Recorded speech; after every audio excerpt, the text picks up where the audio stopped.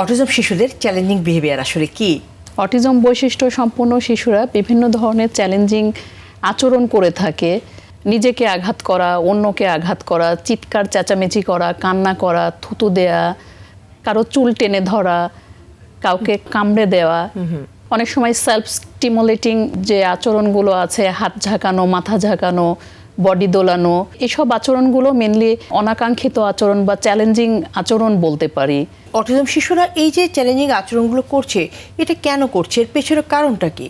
Actually আচরণ একটি বাচ্চা 4টি কারণে করে থাকে।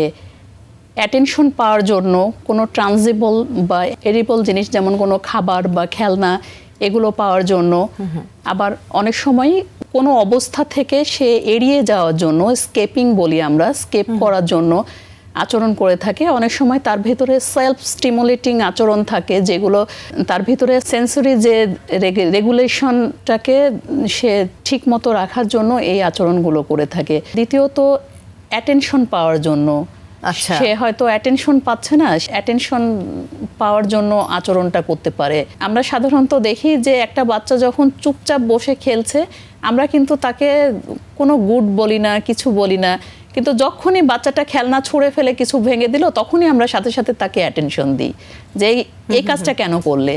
সে আমাদের থেকে কি শিখছে? আমাদের থেকে শিখছে যে যখন আমি ছুঁড়ে ফেলে ভাঙবো কিছু, তখন আমাকে অ্যাটেনশন দিবে। তার মানে সে আচরণটা এই অ্যাটেনশনটা পাওয়ার জন্য করছে। আমরা যদি ওই জায়গাতে কি করি, যদি সে খুব সুন্দরভাবে খেলছে বা পড়ছে বা খেলনা নিয়ে সে আছে, ভালো হয়ে আছে সে, তখন আমরা যদি তাকে একটি হাগ করি, একটা কিস করি যে তুমি ভালো আছো, গুড বয় বা গুড গার্ল, তুমি খুব সুন্দর করে খেলছো, এই যে, তাহলে ওর ভিতরে কিন্তু ওর ভিতরে কি হবে, পজিটিভ আচরণগুলো বাড়বে। আমাদের তো টার্গেট এটাই। যে সেটাই। এই যে চ্যালেঞ্জিং বিহেভিয়ার আমাদের অটিজম বৈশিষ্ট্য সম্পন্ন শিশুরা করছে, এর পেছনে আসলে কি কি কারণ থাকতে পারে বলে আপনি মনে করেন? একটি অটিজম বৈশিষ্ট্য সম্পন্ন শিশুর বিভিন্ন ধরনের সেন্সরি ইন্টিগ্রেশন যে রেগুলেশনগুলো থাকে, সেখানে অনেক ধরনের হাইপার অ্যাক্টিভিটি থাকে তাদের মধ্যে শব্দ, গন্ধ, তারপরে বিভিন্ন ধরনের টেক্সচার এমনি স্বাভাবিক মানুষের মতো নিতে পারে না। এইসব কারণেও তাদের ভিতরে এই ধরনের চ্যালেঞ্জিং আচরণ হতে পারে। এদের ভিতরে নিজেকে অন্যের সাথে খাপ খাওয়াতে পারছে না, তারা নিজেকে এক্সপোজ করতে পারছে না সমাজের কাছে বা মানুষের কাছে। অনেক কারণে তারা অ্যাকচুয়ালি এই ধরনের আচরণ করতে পারে। আমরা আচরণগুলো দেখি আমাদের অটিজম বৈশিষ্ট্য সম্পন্ন শিশুদের, কিন্তু পেছনের কারণটা আমরা দেখি না।